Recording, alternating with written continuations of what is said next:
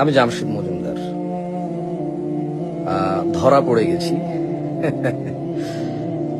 Monetization হারাম এখন থেকে আরো 10 বছর আগে বক্তব্য দিয়েছি।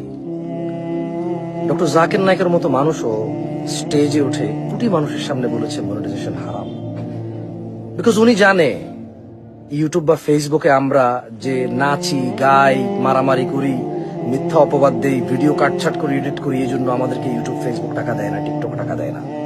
মূলত আমাদের ওই ভিডিওতে আসা অ্যাডভার্টাইজের কারণে টাকা দেয়। আর ওই অ্যাডভার্টাইজে থাকে মহিলা, গান, বাদ্য, নৃত্য, মদ, গাঁজা, ইভেন অনেক ক্ষেত্রে জুয়ার পর্যন্ত অ্যাড আসে। সেজন্য মনিটাইজেশন হারাম।